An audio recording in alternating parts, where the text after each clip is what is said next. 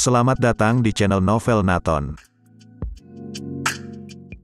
Jangan lupa untuk subscribe, like dan klik tombol loncengnya, agar teman-teman tidak ketinggalan update novel-novel terbaru dari channel ini. Novel Battle Through the Heavens. BTTH Bab 11. Pasar. Inti monster, di daratan Dooki, mereka juga dikenal sebagai kristal ajaib.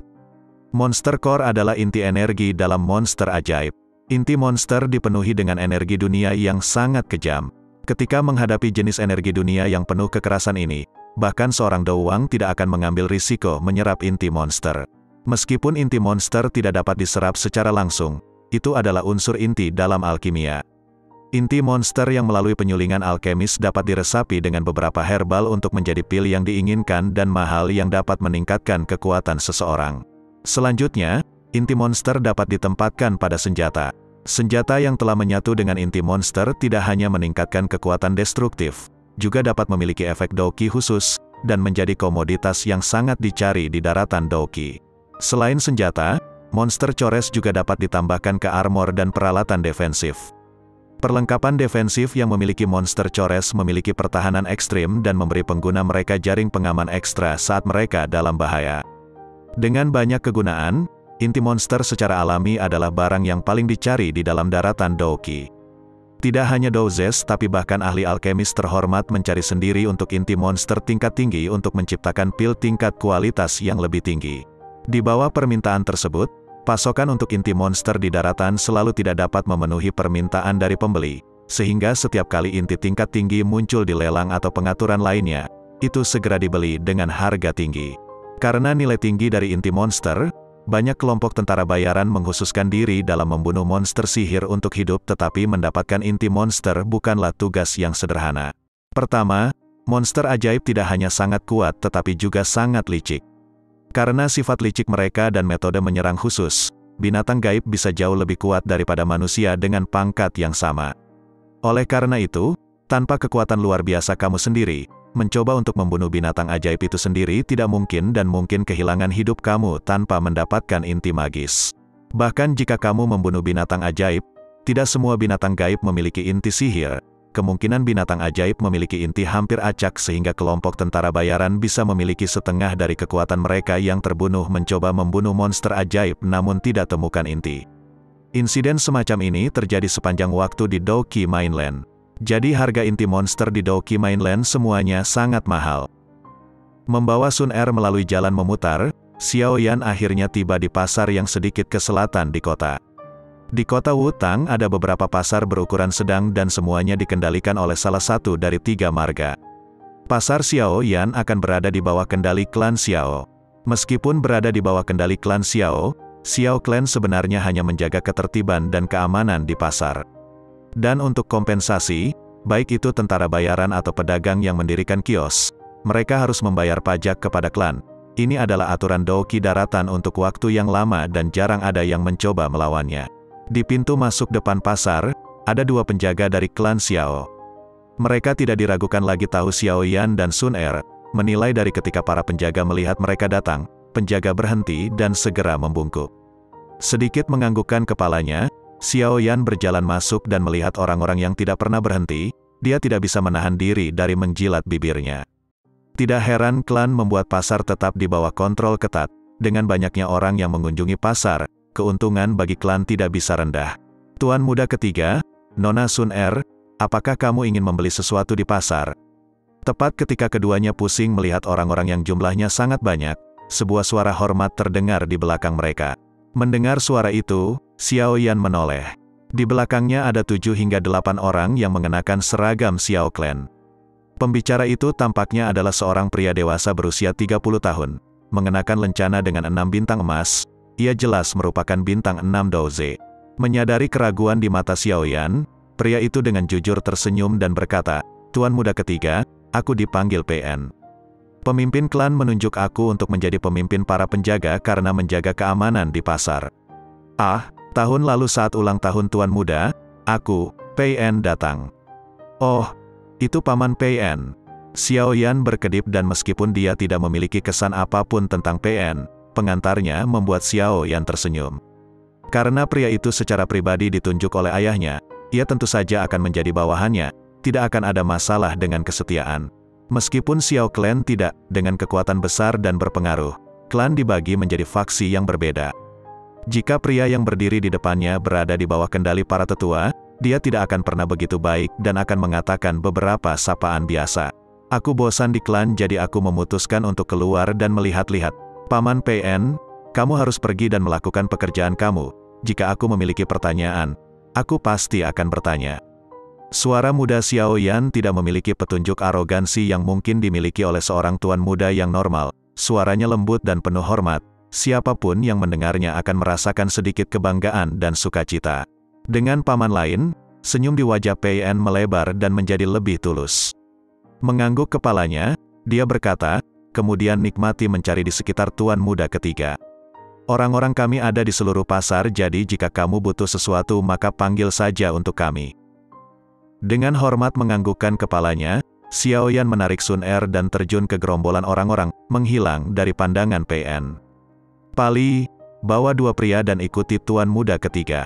Juga, peringatkan para pencuri di pasar bahwa itu jika ada dari mereka yang memiliki ide tentang tuan muda ketiga atau Sun Er maka mereka tidak perlu berada di pasar ini lagi. Melihat bocah laki-laki dan perempuan yang menghilang, PN berbalik dan wajah jujurnya digantikan oleh wajah yang licik dan mampu.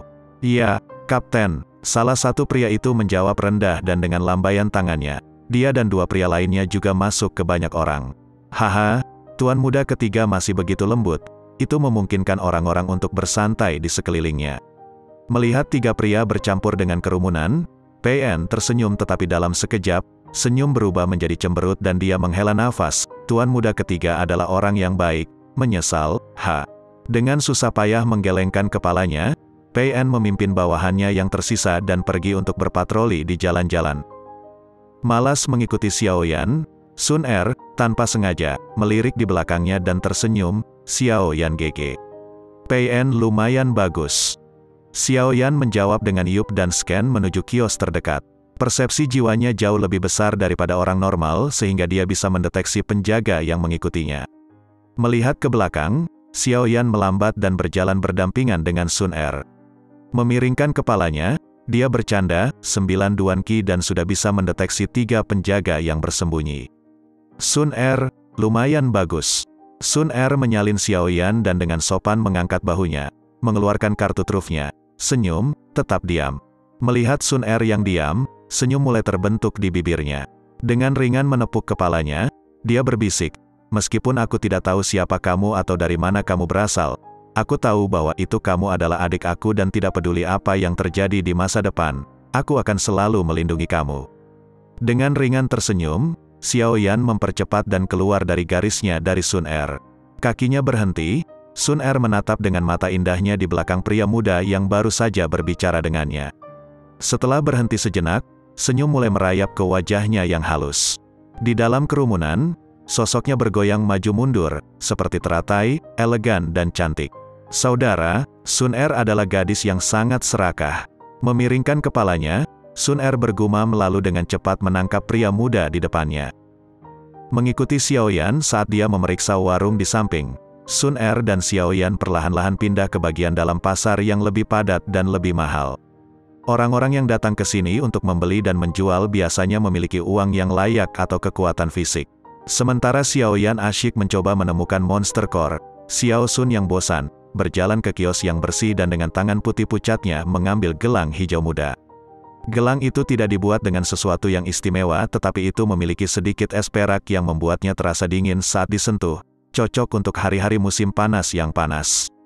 Selain itu, meskipun materinya cukup sederhana, keahliannya tidak buruk.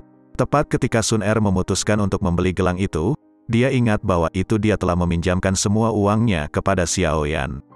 Sedikit berbalik dan melihat pemuda yang sibuk itu, dia hanya bisa dengan gelisah menggelengkan kepalanya dan tersenyum pada pemilik warung lama.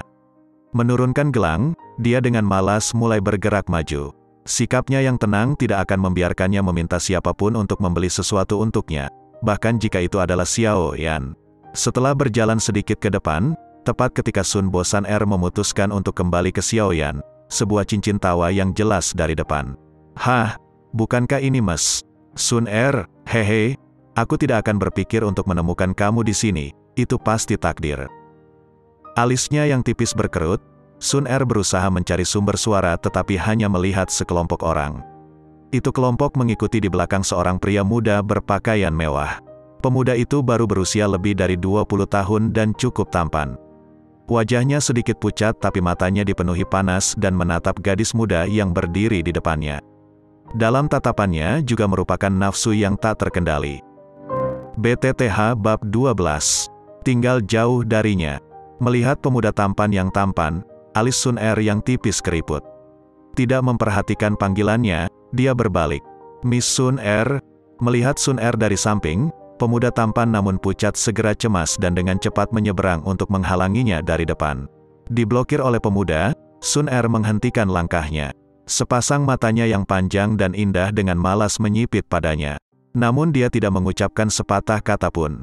Miss Sun Er ditatap oleh murid yang seperti tetesan air dan terlepas dari fakta bahwa itu dia terbiasa menggoda dengan wanita cantik, napasnya menjadi agak terburu-buru.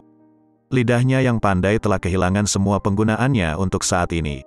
Tuan muda Jia Laiao, jika tidak ada yang mendesak, silakan keluar. Aku masih harus melakukan sesuatu.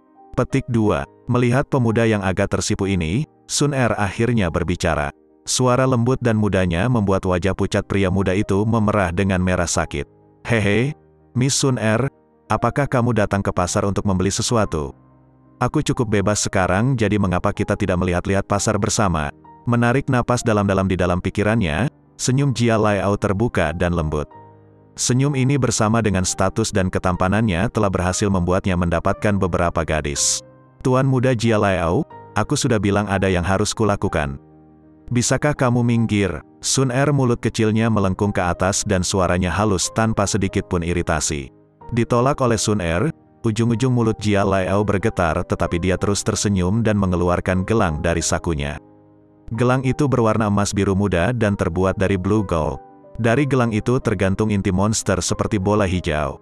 Warna hijau lembut yang dipancarkan dari inti monster dan menyebarkan cahayanya pada gelang, memberinya rona khusus. Sepertinya gelang yang rumit ini sangat mahal. Hehe, karena Miss Sun Er punya sesuatu untuk dilakukan maka aku, Jia Laiao tidak akan memblokirmu lagi. Jiao Laiao dengan erat memegang gelang dan tersenyum. Ini adalah gelang yang baru saja aku beli di pasar, meskipun itu tidak terlalu mahal.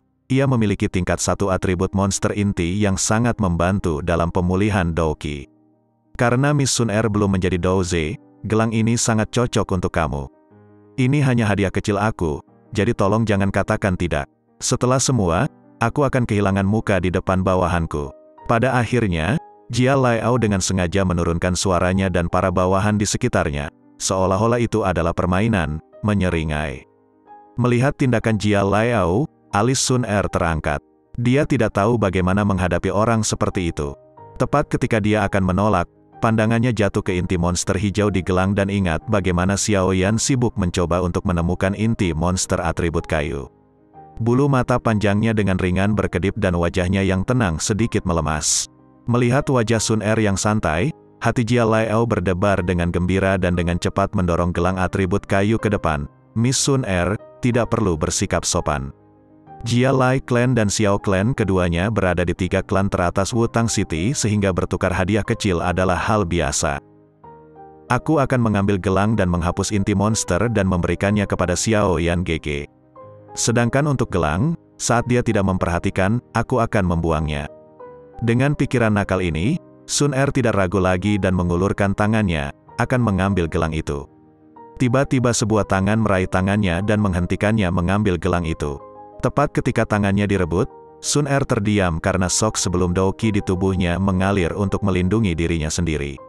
Tapi tepat ketika tangannya hendak lepas dari genggamannya, seorang pria muda HMPH membuatnya dengan patuh berhenti berjuang. Melihat ke belakangnya, Sun Er melihat Xiao Yan. Ketika pandangannya bergerak sedikit lebih tinggi, dia melihat wajah muda yang keras. Apakah kamu tidak tahu seperti apa dia? Scowling di Sun Er, Xiao Yan mengkritik dirinya sendiri dalam pikirannya. Kemudian dia mendongak dan berkata, Jia Laiao tuan muda, pikiran kamu diterima dengan baik oleh Sun Er tapi untuk hadiah, kamu harus mengambilnya kembali. Melihat suasana yang hancur, sedikit amarah melintas di mata Jia Laiao. Tapi, Di depan Sun Er, dia mencoba untuk menjaga udara, sopan, dan senyuman lilinnya.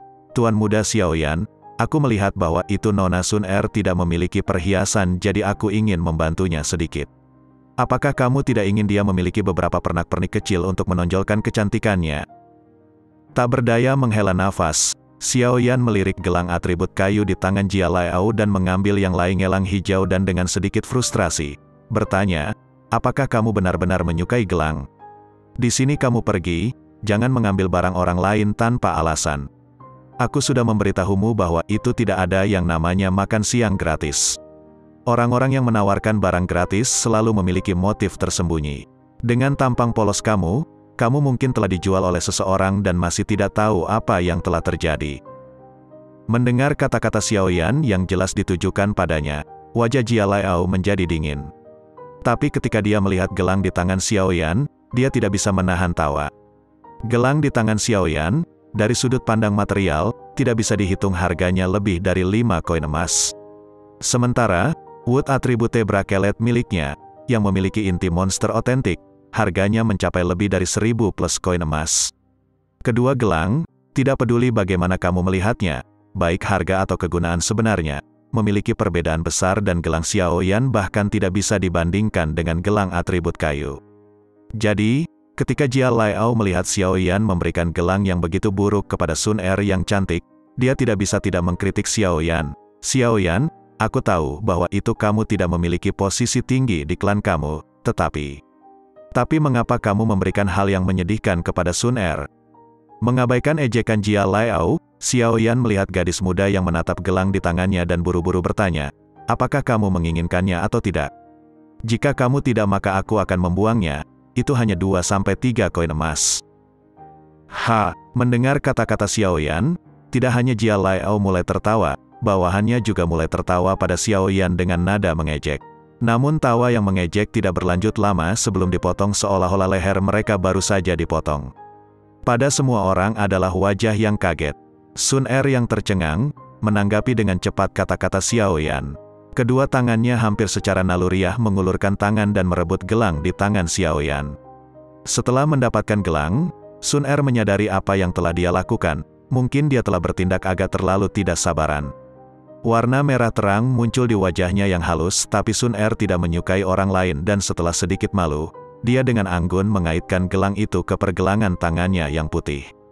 Mengangkat kepalanya dan memberikan senyum malu, dia berkata, terima kasih Xiaoyan GG. Dengan wajah jelek, Jia Laiao menatap Sun Er yang cukup akrab dengan Xiaoyan. Di wajahnya tampak cemburu dan dia berkata, hehe, aku tidak menyadari bahwa itu preferensi Miss Sun Er sangat unik. Aku kira aku telah salah mengira. Xiaoyan melirik Jia Laiao di depannya dan tatapannya mendarat di bintang emas di dadanya. Dia anehnya berpikir, ketika aku melihat dia tahun lalu, dia hanya 92 kikan. Siapa yang mengira bahwa itu dia akan berhasil mengompresi siklus Douqi-nya. Tapi, untuk menjadi Douze pada usia 21 tahun, bakatnya nyaris tidak layak. Melihat bahwa itu Jia Laiao tidak berniat pergi, Xiaoyan mengerutkan bibirnya. Dia tidak terpengaruh oleh kekuatan dan status di belakang Jia Laiao dan sejak Xiao Clan dan Jia Lai Clan tidak memiliki hubungan baik di tempat pertama, tidak perlu baginya untuk bertindak rendah hati. Membelai hidungnya, Xiaoyan dengan ringan berkata, Jia Liao tuan muda, kebiasaan cenayang kamu dikenal oleh seluruh Wutang City. Sun Er masih muda dan tidak punya waktu untuk bermain dengan permainan flirtingmu, jadi semoga kamu bisa mengejar gadis lain di masa depan. Petik 2. Menjauhlah dari dia. Setelah berbicara dengan Jia Laiao, Xiaoyan mengabaikan Jia Laiao yang berwajah hijau dan menggunakan usianya sebagai keuntungan untuk berbicara dengan arogan kepada Sun Er. Baik. Mata gesit Sun Er berkedip dan mengangguk tanpa ragu-ragu. Baginya, Jia Laiao hanyalah orang asing yang dia lihat beberapa kali sementara Xiaoyan, untuknya, tak tergantikan. Karena Xiaoyan menyuruhnya untuk menjauh dari Jia Laiao, dia akan menjauh darinya. Pilihan itu tidak sulit bagi Sun Er. BTTH Bab 13. Potongan logam hitam. Melihat Sun Er mengangguk pada kata-kata Xiaoyan, mulut Jia Laiao mulai bergerak-gerak. Dia meringkuk tinjunya dan menatap dingin pada pria muda yang tenang dan tanpa ekspresi di hadapannya.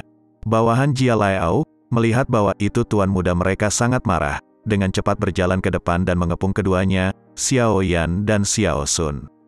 Tatapan mereka mengungkapkan niat buruk mereka. Meskipun itu jauh di dalam pasar, masih ada beberapa orang di sekitar dan mereka mengubah tatapan mempertanyakan mereka terhadap kelompok yang dikelilingi.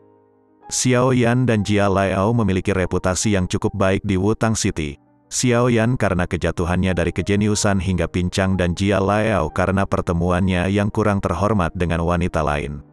Meskipun mereka terkenal, mereka masih dikenal di dalam kota. Melihat gerakan kelompok Jia Laiao, alis Xiao Yan melonjak dan di wajah mudanya, sedikit rasa percaya diri merayap. Dengan ringan membalikkan kepalanya, dia bersiul ke suatu tempat di dalam pasar. Melihat tindakan Xiao Yan, semua orang menoleh ke arah di mana Xiao Yan bersiul dan melihat penjaga pasar dengan marah datang di bawah pimpinan PN. Dengan sesama penjaga, PN bergegas menuju Xiao Yan dan dengan cepat, penjaga pasar mengepung bawahan Jia Laiao yang mengelilingi Xiao Yan dan Xiao Sun. Tuan muda ketiga, ada yang salah. Berjalan ke Xiao Yan, PN menyapu pandangannya atas Jia Laiao dan kemudian dengan hormat bertanya pada Xiao Yan. Xiao Yan dengan ringan tersenyum dan berbalik untuk menghadapi Jia Laiao yang berwajah hijau. Dia acuh tak acuh berkata, "Jia Laiao tuan muda, pasar ini dikendalikan oleh Xiao Clan, apakah kamu yakin ingin berkelahi di sini?" Mata Jia Laiao mengungkapkan ketakutannya pada PN tapi dia segera mencemooh Xiao Yan, "Apakah kamu hanya tahu untuk bergantung pada klanmu? Jika kamu seorang pria, yang ingin kamu katakan adalah, jika aku seorang pria maka aku akan melawanmu 1 lawan 1. Benar, Xiao Yan melambaikan tangannya dan memotong Jia Laiao. Jia Laiao mengejek lagi dan dengan sedikit tantangan, dia berkata, "Yap, apakah kamu takut?" Melihat wajah arogan Jia Laiao, Xiao Yan tanpa daya menghela nafas dan meletakkan tangannya untuk merasakan dahinya. Beberapa saat kemudian, dia mengangkat kepalanya dan mengangkat bahunya dan dengan keluguan, dia bertanya, "Jia Laiao tuan muda, aku ingin bertanya, berapa usiamu?" Tepi mulut Jia Laiao berkedut dan dia tidak merespon. "Orang besar, kamu sudah 21 tahun. Berapa umur aku? 15. Kamu sebenarnya bertanya pada seorang anak yang belum melakukan ritual usia untuk melawan kamu. Tidakkah kamu merasa bahwa itu permintaan kamu melebihi batas? Tidakkah kamu merasa malu?" Penampilan Xiao Yan yang tidak bersalah sangat realistis sehingga Sun Er di sampingnya tidak dapat membantu tetapi tertawa lembut. "Haha." Mendengar kata-kata pemuda itu, pemilik kios tentara bayaran dan pedagang juga tertawa terbahak-bahak. Xiao Yan benar, pada usianya saat ini, Xiao Yan hanya bisa dianggap sebagai anak kecil tapi Jia Laiao akan dianggap sebagai orang dewasa. Tantangan semacam ini membuat semua orang memandang rendah Jia Laiao. Tawa kerumunan itu seperti seember air dingin dan membantu Jia Laiao kembali tenang. Dari kedewasaan dan ketenangan Xiao Yan hingga sikapnya yang tanpa ekspresi, sangat mudah bagi orang untuk melupakan berapa usia dia sebenarnya. Oleh karena itu, setelah Xiao Yan mengatakan usianya, Jia Laiao akhirnya ingat bahwa itu pria muda yang berdiri di depannya baru berusia 15 tahun. Menggertakkan giginya, Jia Laiao melihat penjaga yang mengintai di belakang Xiao Yan dan menyadari bahwa itu dia tidak memiliki kesempatan pembalasan hari ini. Dia hanya bisa menggelengkan kepalanya dan dengan dingin mengatakan, 1 tahun lagi dan kamu akan menjalani ritual zaman yang tepat. Hehe, aku pikir seseorang yang lumpuh seperti kamu, begitu kamu menyelesaikan ritual zaman, hanya akan dikirim ke beberapa desa terpencil dan miskin.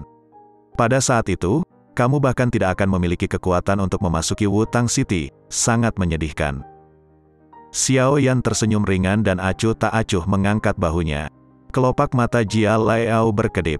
Dia tidak tahu mengapa, tetapi setiap kali dia melihat wajah tenang pemuda di depannya, kemarahan misterius mendidih dalam dirinya. "Kamu hanya lumpuh dan mencoba bertindak seperti kamu tahu segalanya." Memaksa menahan amarahnya, Jia Laiao mengeluarkan HMPH dingin dan dengan lambaian tangannya, memerintahkan bawahannya untuk keluar dari kerumunan. Oh benar, langkahnya berhenti, Jia Laiao tampaknya telah mengingat sesuatu dan berbalik. Dia berkata, "Tuan muda Xiao Yan, aku mendengar bahwa itu Xiao Clan kamu memiliki pernikahan mereka dengan klan Nalan dicabut. Hehe, sebenarnya, itu tidak terduga. Dengan bakat ki kamu hanya bisa menandingi Miss Nalan." Haha, setelah mengatakan itu, Jia Laiao tertawa. Tatapan Xiao Yan dengan dingin mengikuti pintu keluar Jia Laiao. Dengan erat memegang Sun Er yang hendak buru-buru keluar, dia diam-diam berkata, dia hanya anjing gila. Jika dia menggigitmu, mengapa kamu harus menggigit balik? Tapi dia pergi terlalu jauh. Kita tidak bisa membiarkannya begitu saja seperti ini. Alisnya berkerut, Sun Er dengan marah menjawab. Akan selalu ada kesempatan. Xiao Yan menyeringai dan rasa dingin yang datang dari suaranya membuat Pei En bergidik. Gigitan singa mungkin tidak seseram itu, tetapi singa yang tahu kesabaran adalah cerita lain, yang menakutkan. Paman Pei En, maaf sudah merepotkanmu. Xiao Yan berbalik dan tersenyum lembut ke arah kelompok Pei En. Suasana intens sebelumnya tiba-tiba berubah menjadi suasana hati yang ringan. Terkesan oleh kontrol atas emosi yang Xiao Yan lakukan, senyum Pei En diperkuat oleh rasa hormat. Bahkan dengan kurangnya bakat Xiao Yan, prestasi masa depan Xiao Yan mungkin tidak akan terlalu lusuh dengan kecakapan mentalnya. Haha, Tuan Muda ketiga bercanda. Ini adalah wilayah Xiao Clan, kami tidak akan mengizinkan Jia Lai Clan untuk melakukan apa yang mereka suka di sini. Pei En tersenyum dan melihat Xiao Yan mulai melihat sekeliling. Dia segera pergi dengan anak buahnya. Melihat keluarnya Pei En dan kelompoknya, Xiao Yan berbalik dan mengacak-acak rambut Sun Er dan berkata dengan sedikit memaksa, inti monster level 1 membuatmu melupakan moralmu. Kamu tahu sebaik aku melakukan orang seperti apa Jia Lai Ao. Saat kamu mengambil barang-barangnya, dia pasti akan meminta bantuan.